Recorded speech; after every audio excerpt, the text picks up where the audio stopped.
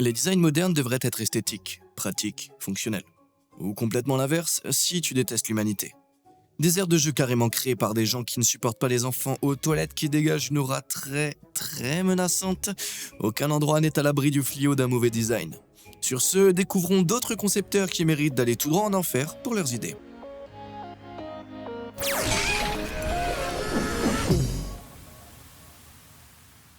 Est-ce que t'as déjà acheté un produit avec une peut-être fenêtre en plastique sur l'emballage pour voir ce qu'il y avait à l'intérieur?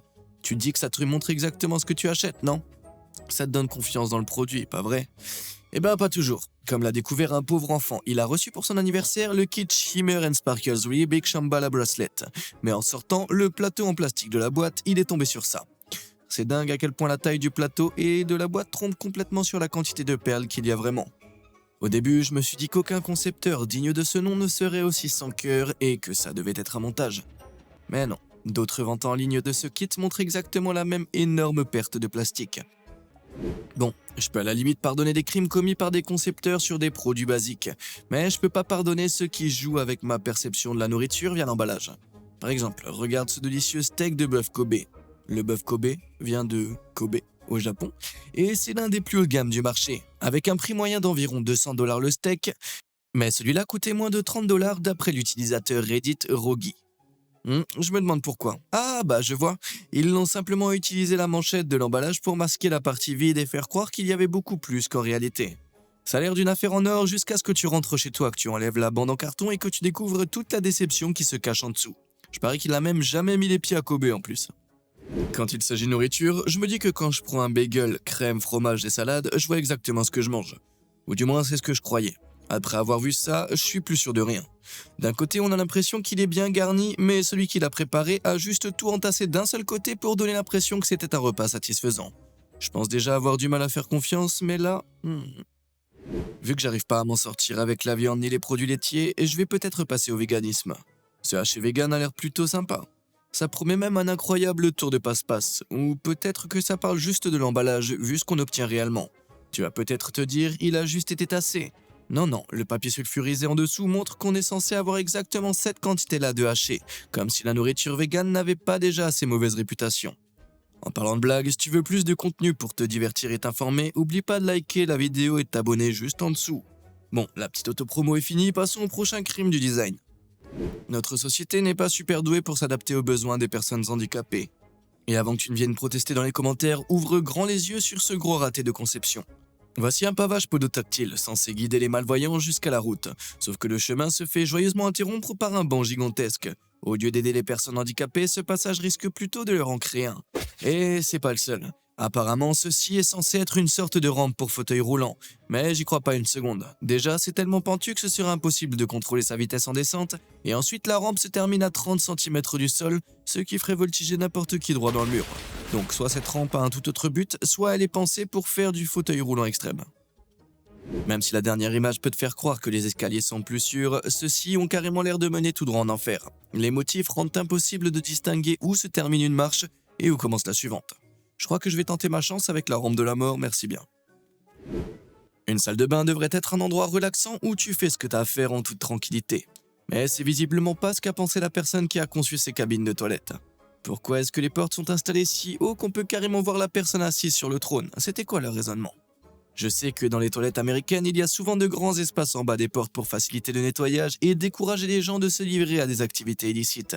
Mais avec un espace aussi grand, à quoi bon mettre une porte? Quoique ça pourrait être pire.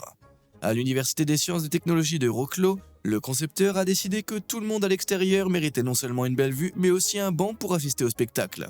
Vu la renommée de l'école, on aurait pu penser qu'ils auraient conçu leurs toilettes de façon un peu plus futée, ou du moins glauque.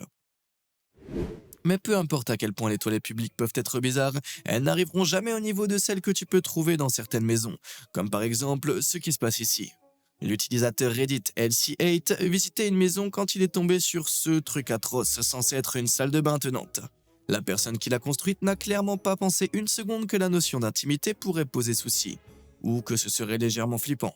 Imagine prendre une douche pendant que quelqu'un d'autre est sur les toilettes. Ouais. Personnellement, j'aime bien garder un peu de mystère dans mes relations, merci. Même si le design des salles de bain privées peut être foireux, nous les hommes savons très bien que celui des urinoirs publics peut être encore pire. La preuve, cette horreur. Apparemment, ce sont les toilettes fraîchement rénovées du boulot de quelqu'un. J'espère qu'il y avait plus de 2 urinoirs, sinon 2 potes de bureau pressés de pisser en même temps finiraient littéralement joue contre joue en essayant de ne pas croiser les effluves. Et pour toutes les femmes qui ne comprennent pas trop, croyez-moi sur parole, c'est beaucoup trop proche niveau confort. Ok, ce dernier exemple est peut-être un petit oubli, mais c'est dur d'imaginer comment ce design d'urinoir a pu être validé. La partie du bol protégeant nos chaussures des gouttes a été enlevée. Apparemment, c'est pour encourager les hommes à se rapprocher du bol, afin que ça ne goûte pas partout. Ok, c'est pas complètement débile comme logique, mais alors, j'imagine que ceux qui l'utilisent se prennent d'un max de projection, non? Donc plutôt que d'avoir de la pisse par terre, on a de la pisse partout sur ses jambes. Génial, je déteste déjà ça.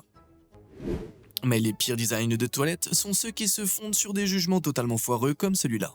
On ne comprend pas trop le raisonnement. Peut-être que la cabine était trop petite pour mettre les toilettes contre le mur. Peut-être que le trou d'évacuation dans le sol était déjà percé et que le plombier a oublié de tenir compte de la taille du réservoir. Quelle que soit la raison, couper 2 immenses ouvertures dans le mur, c'est ce que j'appelle de l'ingénierie redneck. En plus, toute l'humidité qui va s'infiltrer va transformer ça en véritable face à moisissure dans quelques mois. Clairement, c'était une idée de merde. Et c'est même pas le pire des designs de toilettes. En 2017, le gymnase Silute Viudinas en Lituanie a publié ses photos de ses nouvelles installations sanitaires. Autant dire qu'Internet est devenu fou. Pas de cloison, pas d'intimité, et pire encore, pas de papier toilette. Comment ce gymnase s'attendait à ce que les gens fassent? Qu'ils se regardent tous droit dans les yeux tout en enlevant délicatement leurs chaussettes pour s'en servir comme PQ? Heureusement, les toilettes venaient juste d'être installées et attendaient d'être raccordées à l'eau et d'avoir leur cloison construite autour. Ouais, la Lituanie est sauvée. Ailleurs dans le monde, de simples oublis mènent à des urinoirs très gênants. Celui-ci a été tourné à 90 degrés par rapport aux 2 autres autour de lui, sans qu'on sache trop pourquoi. Donc si un mec assez courageux ose l'utiliser, non seulement il expose tout son matos au monde sur le côté, mais en plus il a une jolie vue sur les voisins. C'est plutôt glauque et sous tous les angles. Pour toutes les toilettes publiques qui te mettent mal à l'aise, il en existe certaines dans des maisons privées qui sont carrément maudites. Au Mexique, le cabinet Hernandez Silva Arquitectos a dessiné un penthouse perché sur un vieux bâtiment colonial qui renfermait une cage d'ascenseur de 15 étages. La plupart des architectes auraient rebouché tout ça ou l'auraient peut-être transformé en espace de rangement. Mais ce studio-là a décidé d'y construire une salle de bain, avec un plancher de verre. Quiconque s'installe sur la porcelaine fait face à une chute de 45 mètres. Ça fout les jetons, c'est sûr. Si les toilettes peuvent être mal conçues, les lavabos sont parfois encore pires. En Angleterre, un bureau a décidé que ces éviers de salle de bain n'avaient peu besoin d'être grands et ont installé des mini-lavabos pour adultes. C'est quoi, un évier pour fourmis? Ou alors ce gars a juste des mains vraiment énormes? Dis-moi ce que t'en penses dans les commentaires. Un lavabo trop petit, c'est pas le pire truc que tu puisses trouver dans des toilettes publiques, remarque. Tu pourrais tomber sur ça. Je souhaiterais vraiment avoir une explication du fait que quelqu'un ait pu penser que c'était une bonne idée de créer ça. Mais malheureusement j'en ai pas. Tout ce que je peux dire, c'est que peu importe la catastrophe que tu pourrais faire dans ces toilettes, ça vaudra jamais le coup de te laver les mains dans cet évier. Si le lavabo précédent était manifestement une horreur, celui-ci me hérisse pour une autre raison. Pourquoi construire un placard de travers comme ça? Pour qu'il ressorte au milieu de la pièce. Peut-être que c'est mon petit côté maniaque de l'alignement, mais je déteste le fait qu'il ne soit pas plaqué contre le mur comme les autres. Quand ça a été posté sur Reddit, un concepteur de cuisine a commenté que la personne avait probablement acheté un lave-vaisselle sans en vérifier la taille et s'est retrouvé à bricoler un truc pour le faire rentrer. Après avoir réalisé que ça ne passait pas et que refaire toute la cuisine lui coûterait un bras, ils ont mis en diagonale en faisant comme si tout allait bien. Eh bien, désolé de vous l'apprendre, mais non, ça ne va pas. C'est carrément nul, peut-être même pire encore. Attends, non, c'est pas le pire, parce que ça existe. Alors, reste avec moi pour que j'ai l'air un peu moins fou, mais je pense que quelqu'un a fait ça à cause d'une question d'arrivée d'eau. Pour qu'une machine à laver fonctionne, il lui faut un raccord à l'eau et un tuyau d'évacuation. Mais si tu as très peu de points d'eau disponibles chez toi et que tu tiens absolument à avoir un lave-linge, il faut faire des compromis. Et donc, voilà pourquoi je suppose que cette personne a un lave-linge relié à la salle de bain encastré dans le mur. L'avantage, c'est que la maison dispose désormais d'une fonction vibration. On pourrait croire que concevoir une aire de jeu c'est plutôt simple. Tu mets quelques barres, des toboggans, des balançoires et hop c'est plié. Sauf si tu engages un vrai psychopathe pour la construire, auquel cas tu obtiendras des toboggans comme celui-là. Et j'ai pitié de tous les gamins qui l'ont essayé. Pourquoi ne pas tout simplement faire un toboggan normal avec des rebords? Genre... En fait non, laisse tomber.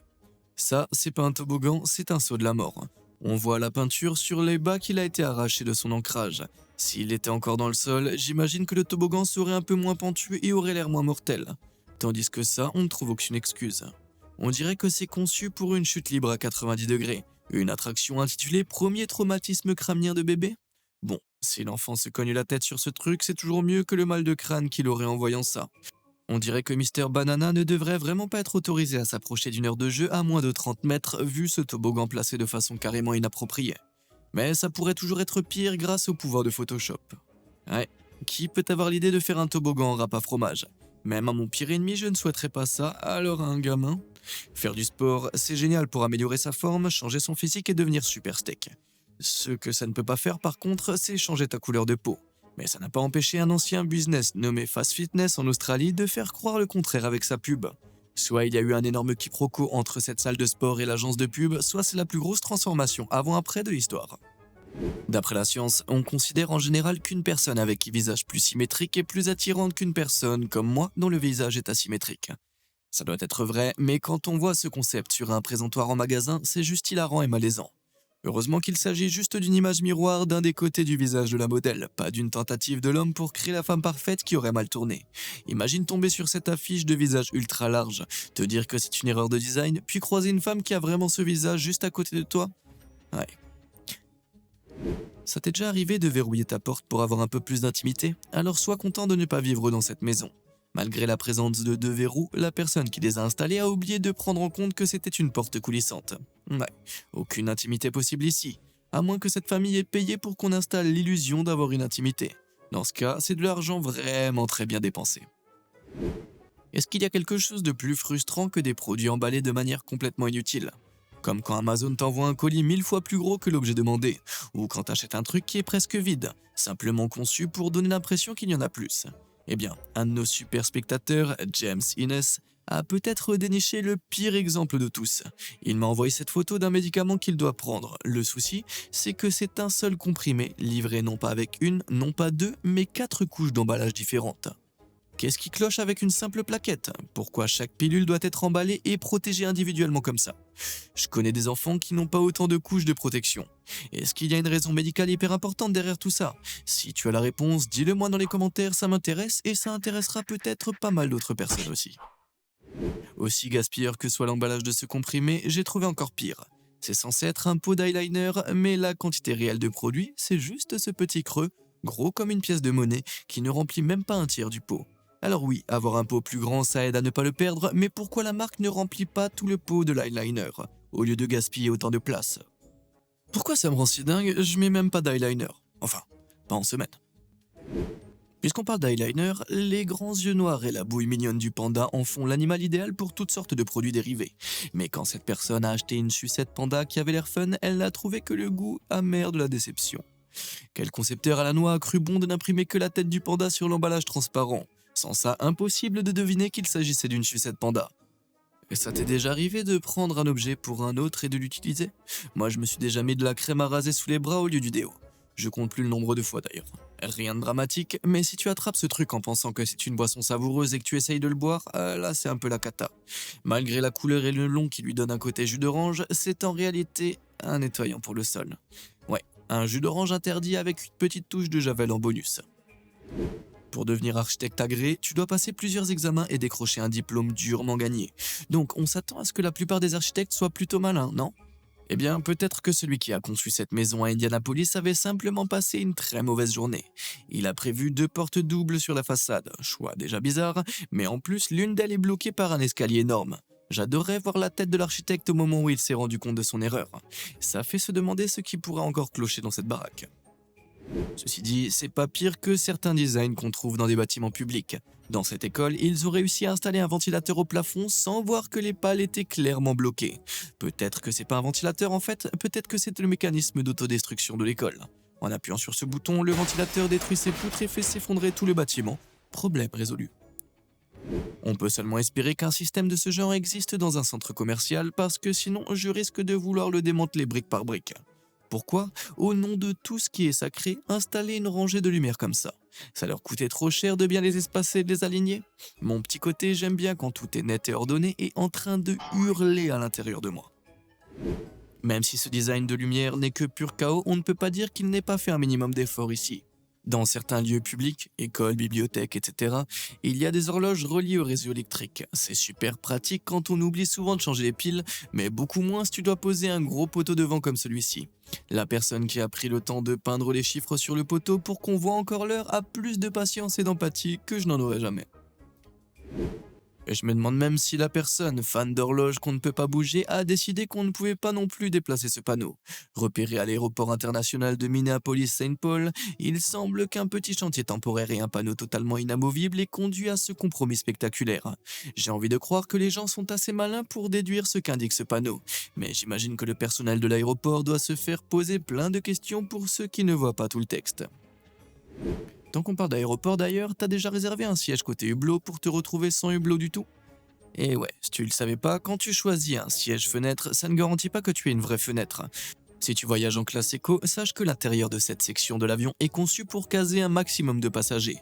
L'objectif, c'est de faire un max de profit. Du coup, certains avions ont été réaménagés pour augmenter le nombre de rangées et les fenêtres ne correspondent plus forcément aux rangées de sièges. Je vais prendre l'allée désormais. Ça t'est déjà arrivé d'avoir tellement chaud dans une pièce que tu ouvres toutes les fenêtres? Eh ben, pendant que tu profites de l'air frais, pense un peu au pauvre gars qui a fait poser ces deux fenêtres chez lui. Fermer ça va, mais il ne peut en ouvrir qu'une seule à la fois, vu comment elles sont positionnées. Quel enfer. À l'heure actuelle, quasiment tout le monde sait ce que c'est un autotest antigénique. Tu te mets les couvillons dans le pif, tu trempes dans une solution stérile, tu mets quelques gouttes sur ce bidule, et en quelques minutes, tu sais si tu as le Covid-19. Une ligne, c'est bon, deux lignes, c'est pas bon. Tu connais la chanson. Mais tu t'es déjà demandé ce qu'il y avait sous le boîtier en plastique? Parce qu'en l'ouvrant, on trouve juste une toute petite bandelette en papier, au milieu de tout ce plastique. Sachant que des milliards de ces tests ont été utilisés à travers le monde et que seuls ceux qui sont négatifs peuvent être recyclés, ça fait une sacrée quantité de plastique à pas recycler, non? Même si ça a l'air d'un énorme doigt d'honneur à la planète, ces tests sont en fait très méticuleusement conçus. La bandelette fonctionne mieux quand elle est bien à plat, on voit le résultat facilement et les gouttes atterrissent pile là où il faut. C'est assez grand pour que les personnes âgées ou handicapées puissent les manipuler sans problème, c'est assez ingénieux de voir qu'un produit est pensé pour autant de facteurs, même si la planète nous en veut sûrement. Alors, selon toi, lequel de ces designers mérite de souffrir pour ses crimes contre le bon sens? Et est-ce que toi, tu as déjà été témoin de crimes de design? Dis-le moi dans les commentaires et comme d'habitude, et jusqu'à la prochaine fois, merci de nous avoir suivis.